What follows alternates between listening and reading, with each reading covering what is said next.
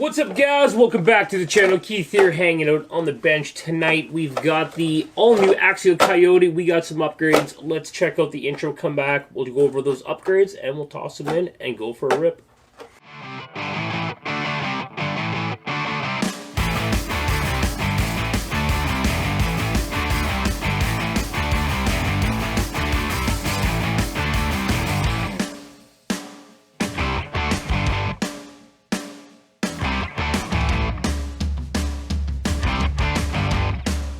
Hey guys, sorry, fixed camera angle for right now. Jesse is busy. He's got some stuff to do with the fam.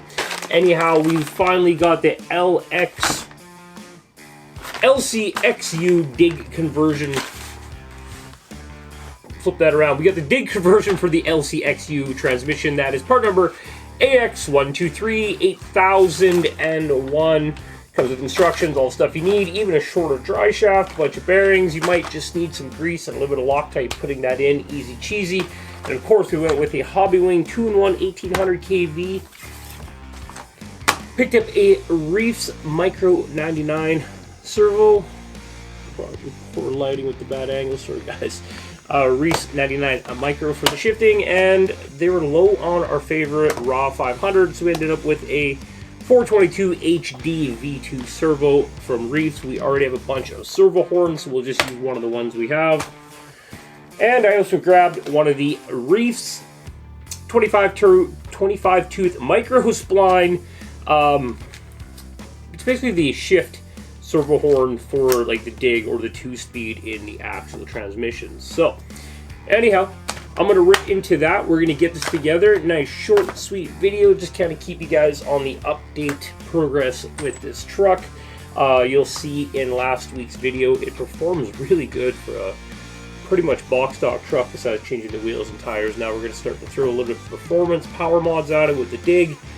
And hopefully we can get some brass in for it. We placed an order with our friends over at Troubleshooting today. Ordered some Trio brass for the portal boxes in the front to start, and we'll go from there. Anyhow, I'm going to shut up. We're going to get to building. I'm just going to zoom the camera in. Jesse's going to do the sweet editing he does, kick this into high speed, and we'll get this done really quick, guys. So guys, let's rip the body off and get into this. Basically, just grab your scissors, cut off your zip ties, get everything ready to come out. These two could probably stay together, but we're going to take them out for future use. You can unplug the motor because we are going to have to unbolt and drop the transmission out. And then the ESC, you can just usually give it a nice little twist. Hey, girly man. Hey. You're going out. Oh, yes. There we go. Remember, we got those nice, sweet little hooks we were talking about on the battery trays. Gotta watch.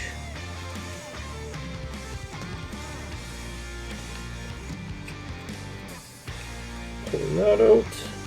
Okay guys, this is all I really have to say. We're going to kick it into high speed, get this thing done. Hopefully the lighting is sufficient.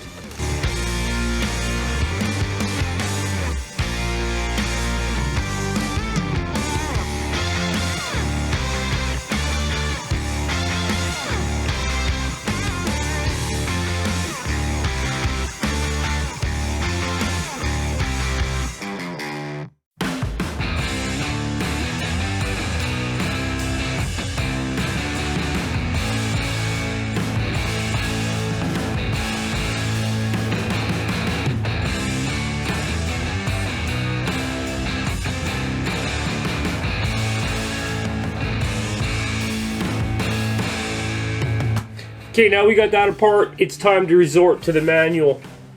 So guys, open the transmission up. You're going to want to pull out your main outdrive, your main gear and your outdrive on the bottom end. Set it aside, no longer need that one. They give you this gear that has the dogs on the back for the lockout, for the dig, so it can drive and then disconnect. Boop, boop, boop. There'll be a slider gear that goes actually up against that one, and a new outdrive for the front. Make sure you use Loctite when you're putting all this together.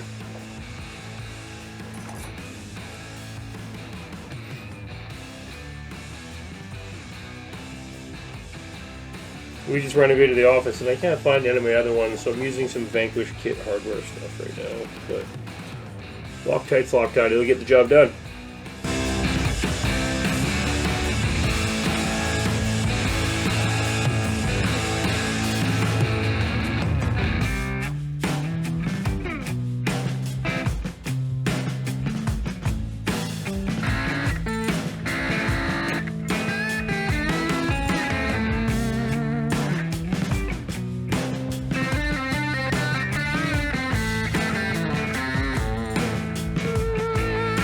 Pop the stock bearing out of the...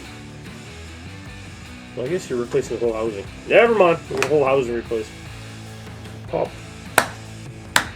that top bearing we're going to need.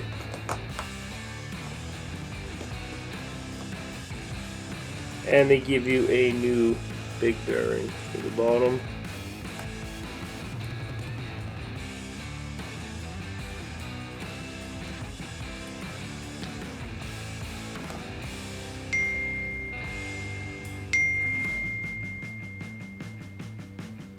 There's not enough grease on the gears from the factory, so we're going to hit that up with some udder butter.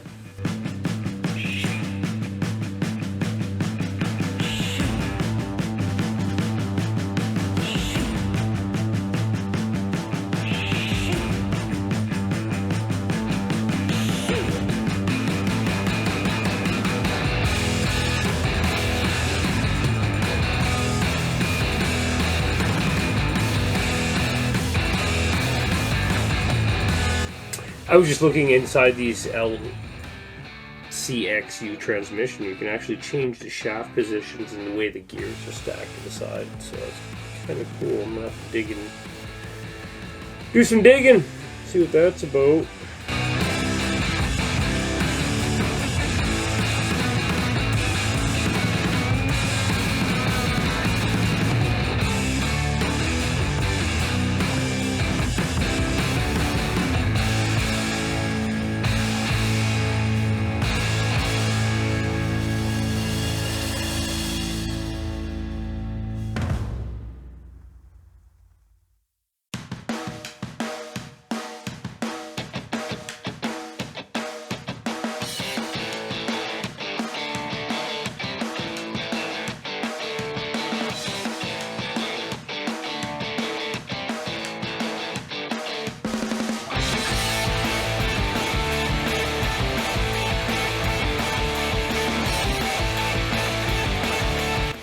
Okay, well that was one hell of a wrestling match. That is some very nice alignment.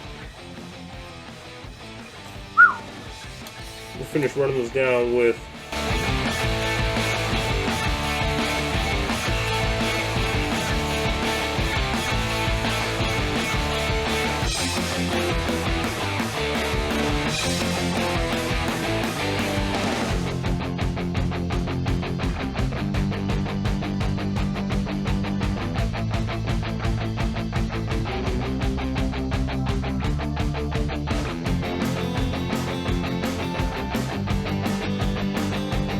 the small bearing goes in there. It's not terribly clear in the drawing. The small bearing goes in there.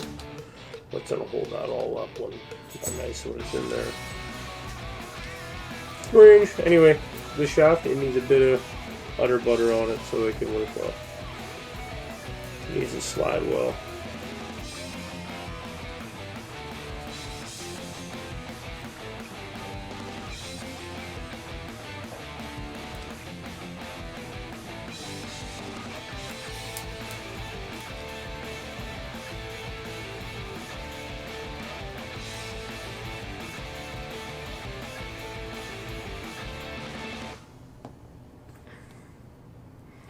Also, where the fork runs in there, I like to just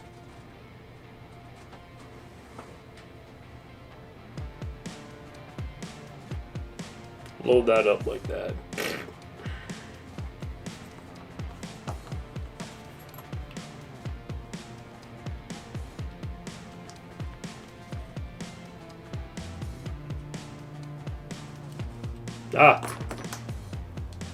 Before you put this in, make sure you bolt in your locking plates, the one with the weird little grooves in it that the dogs can bite into.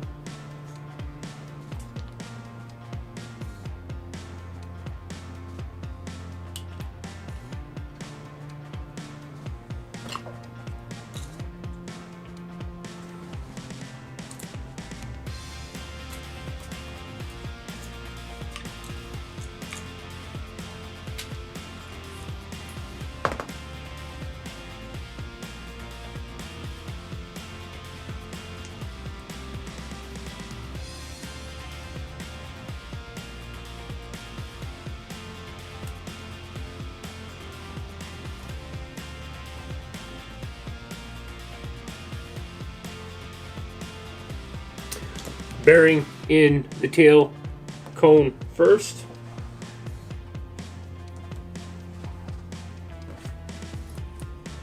Loctite.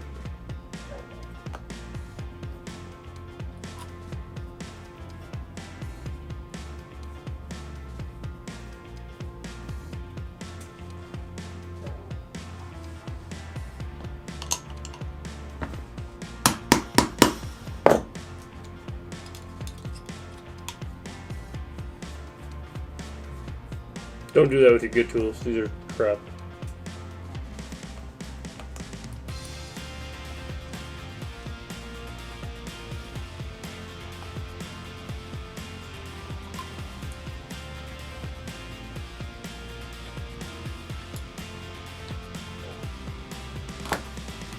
Okay, tail's ready. Now we can put in the output and dig unit itself here.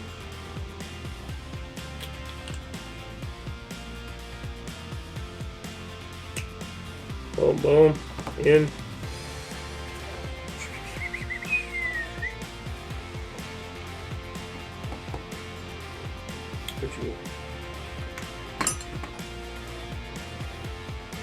This funky little 90-degree rod end you need to put on here.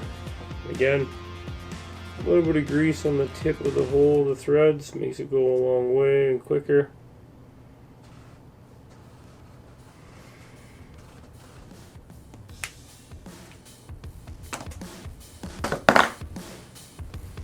Okay, make sure that bearing is on there. Give your lock dogs here some grease. Don't let those guys run dry. Mechanical sintered metal on machined metal is gonna wear no matter what, so a little bit of grease is gonna go a long way in here.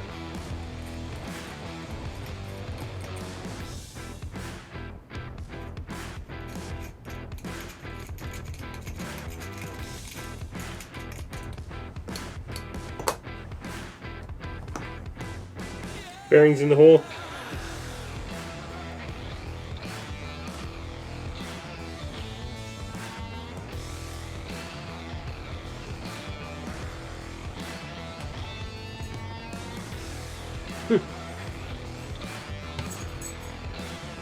Very nice fit.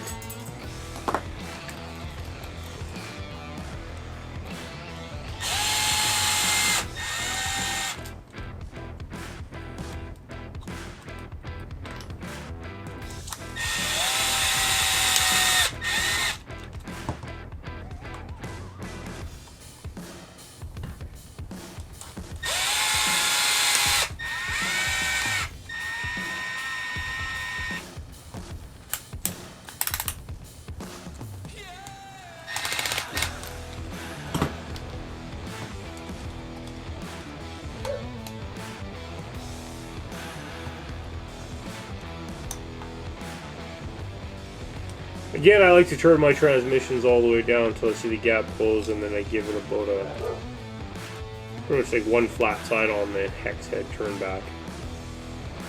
Go down, watch the gap disappear, you know, the little gap gone, and then go, just turn it back that little. And then make sure we got a nice sweet trans. Here we go, we got freewheel with a locked rear outdrive. We go a little bit more forward than that, we can actually go into a rear freewheel. So we're going to set a 3-position dig. And then all the way forward is going to put us straight into 4-wheel drive. So the transmission will now spin with everything else. Pretty cool. Next up, we have the servo plate. Kind of weird. Looks like a door catch kind of stop thing. But you actually get 2 little plastic horns that hook on this way. See? Oop. Oh, that one black shirt on. They hook that way.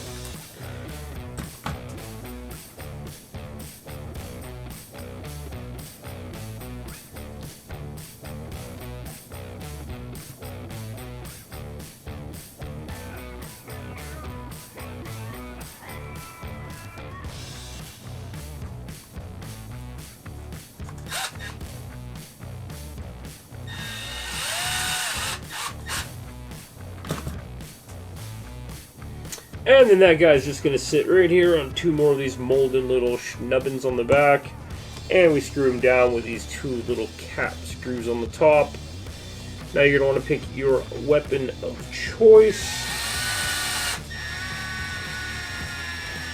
It comes with two splines. It comes with a 20 and a 25 spline, so you can use your basic the micro axial one that they use for the shift servo on the SCX10 3G and stuff like that. The capper, I believe, AS1, I believe it is. But we're using the Reese 99 with the horn that goes onto that little guy. This is the piece that will get bolted through for that horn to slide on. But anyhow, guys, that's how you put that transmission together. Pretty simple. I'm going to slap this guy together. The rest of it is just a servo change pretty much. After that, we'll see you guys out in a few seconds out the crawler course. See how she does.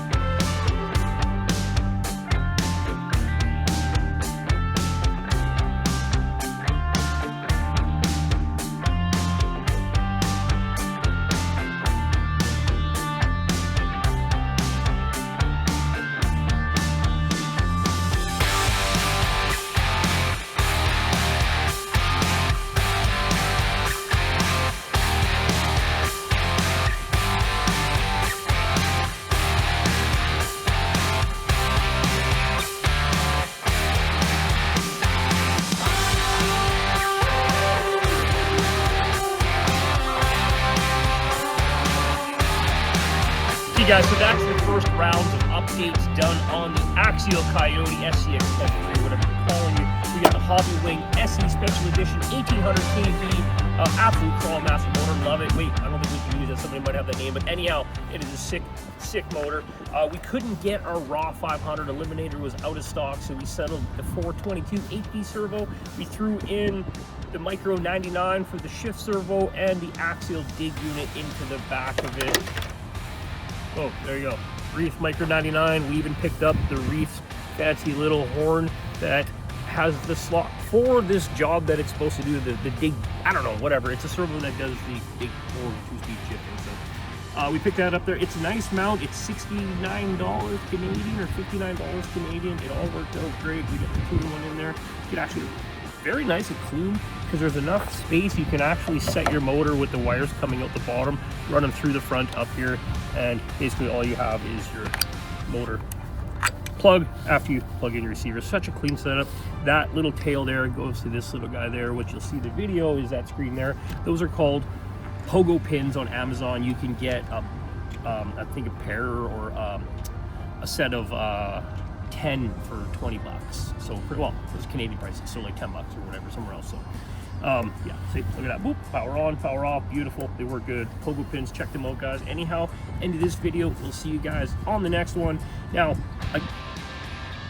we're gonna add a little bit of weight, but not a lot of bit of weight. This truck is absolutely killing it out there for what it is, and keeping it lightweight, like Jess and I were talking, it's kind of fun.